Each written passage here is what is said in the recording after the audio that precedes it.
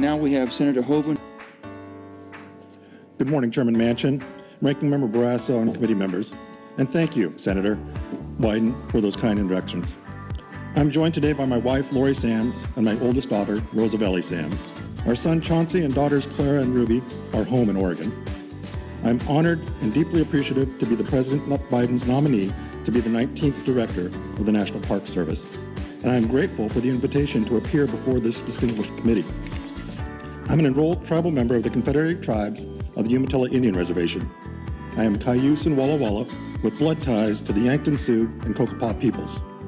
On my American Indian side of the family, we have lived here since time immemorial, or for at least 15,000 years. I'm also Dutch and French descent. Two of my great-grandfathers came west to Oregon in the 1800s. Hendrik Sams immigrated to the American colonies in the mid-1700s, and his descendants came west on the Oregon Trail in the 1850s.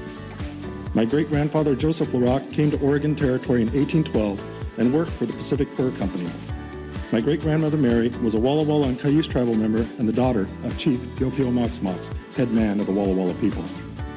My personal history is deeply interwoven with the fabric of our shared American history. After serving in the United States Navy as an intelligence specialist, I worked in natural resources and conservation management across the nation in urban and rural areas for nearly 30 years now. I have served in local, regional, national organizations that have conserved fish and wildlife and our common spaces of land. My record is one of engagement and collaboration. Some of my closest friends and colleagues in Oregon are non-Indian farmers and ranchers. Most recently, I served as the Umatilla Tribe's Executive Director and Deputy Executive Director, managing over 190,000 acres of land and resources with over $700 million in assets, while also co-managing with local, state, and federal agencies over 6 million acres of land that were granted to the United States under the Treaty of 1855. I currently serve as a council member of the Pacific Northwest Power and Conservation Council with a jurisdictional area covering Oregon, Washington, Idaho, and Montana, working to ensure that we can meet the power needs of our people and economy and to protect fish and wildlife.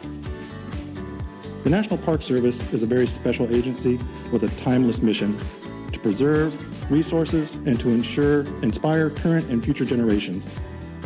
I'm excited to lead that mission. Although I have not worn the National Park Service uniform, I have worn the uniform of the United States Navy during wartime, and I wear the regalia of my tribe to honor my ancestors and elders.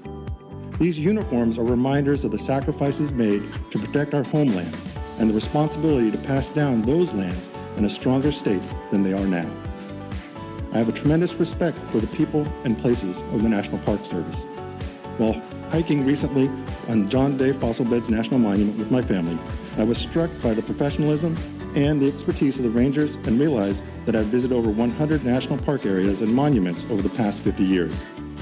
This time with our national treasures taught me the importance of being an American and being part of something bigger in life.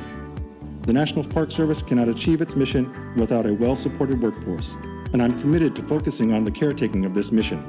Staffing, housing, and other issues are impacting morale and deserve active attention. I'm also very aware of the concerns about the harassment of National Park Service employees, particularly women, and I have always had a zero-tolerance approach in harassment and will bring this to the position if confirmed. As for the sites themselves, our treasured national parks is not just lakes and mountains.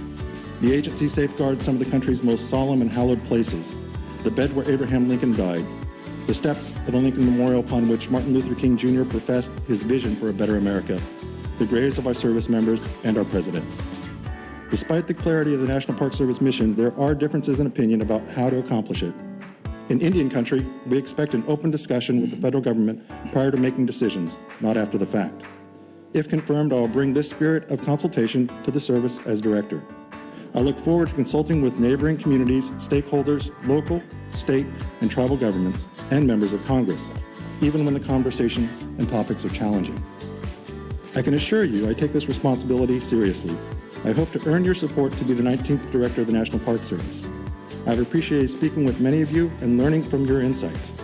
If confirmed, I'm committed to provide for the protection, stewardship, and public use and enjoyment of our national parks. Thank you, and I look forward to your questions.